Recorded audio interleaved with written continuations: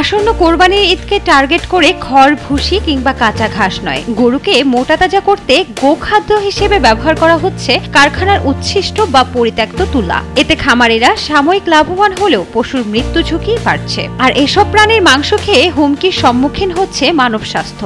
আমাদের এলাকাতে অনেক লোক আছে যে তারা খড়, ভুসি এগুলি পরিবর্তে তারা বিষাক্ত তুলা খাওয়ায়।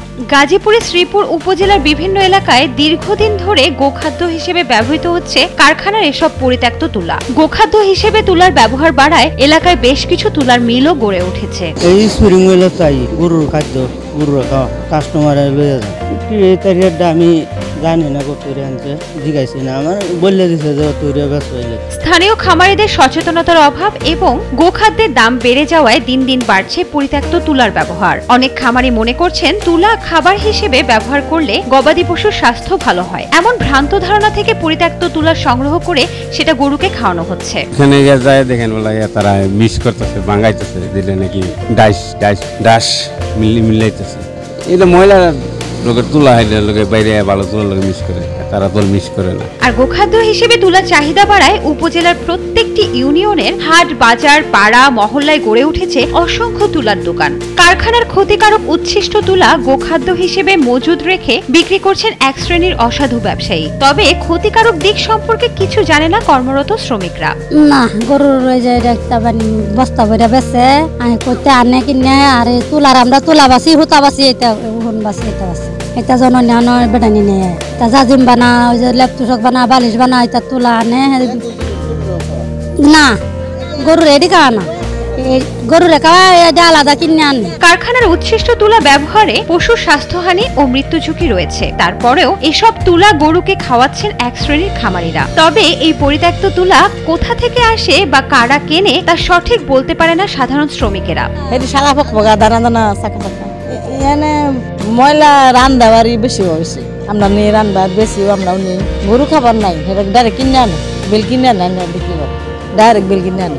হে রান্না করতে কত কিছু জানে রাঙল মালিকে তো কোনা।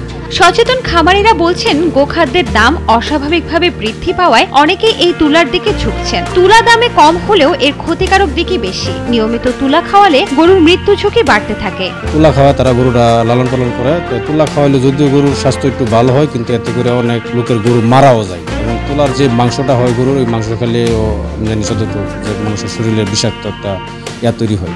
তো আমি বলবো যারা সচেতন নাগরিক আছে তারা যেন গরুর খড়, ভুসি, কুড়া এগুলি যেন খাওয়ায়, বিষাক্ত তুলাটা যেন না খাওয়ায়। কারখানার পরিত্যক্ত তুলা গবাদি পশুর জন্য অত্যন্ত ক্ষতিকারক। পশু খাদ্যের বিকল্প হিসেবে পরিত্যক্ত তুলা ব্যবহার করলে গরুর স্বাস্থ্য হুমকির মুখে পড়বে। এমনকি গরুর মৃত্যুও হতে পারে বলে জানান শ্রীপুর উপজেলার প্রাণী সম্পদ কর্মকর্তা ডাক্তার AKM আতিকুর রহমান। আমাদের গবাদি পশুর যে খাদ্য রয়েছে, যেমন ঘাস বা দানাদার খাবার বা অন্যান্য যে সমস্ত খাবার রয়েছে, তুলাটা কিন্তু আমাদের গবাদি পশুর খাদ্য না।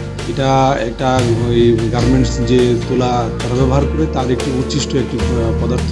এটা কোনোভাবেই গবাদি পশুর খাবার জন্য উপযোগী না। এটা গবাদি পশুর খাদ্য হিসেবে যদি তারা ব্যবহার করে তাহলে এটা ওই গবাদি পশুর যে তার হজম ক্ষমতা কমে, তার হলে যে মাংসের কোয়ালিটি কমে, তার যে ইন্টারনাল যে সমস্ত অর্গান রয়েছে এগুলাতে আপনার হলো যে তাদের কার্যক্ষমতা কমে যায় এবং আলটিমেটলি দেখা গেল যে একসময় গরুটা মৃত্যুর ঝুঁকিতে থাকে। কোরবানির ঈদকে সামনে রেখে গরু মোটা তাজাকরণের জন্য তুলা খাওয়ানো হচ্ছে। এটা কোনোভাবেই উচিত না। গরুর খাদ্য হিসেবে তুলা ব্যবহার করা, তুলা মজুদ রাখা ও বিক্রয় করা ব্যক্তিদের বিরুদ্ধে ব্যবস্থা নেওয়া হবে বলে জানান গাজীপুর জেলা প্রশাসক আবুল ফতে মোহাম্মদ শফিকুল ইসলাম। আসন্ন ঈদুল আজহা উপলক্ষে কুরবানির গরু মোটা তাজাকরণে এই ধরনের অন্যায় পদ্ধতি তারা অবলম্বন করছে, এটা তো অবশ্যই খারাপ। এবং এটা যিনি খামারি তারই তো বোঝার কথা যে একটা সাধারণ প্রাণীর স্বাভাবিক খাবারটা কি। এই ধরনের অসাধু উপায় অবলম্বন করে যারা করছেন আমরা জানা মাত্রই তাদের বিরুদ্ধে ব্যবস্থা গ্রহণ করছি।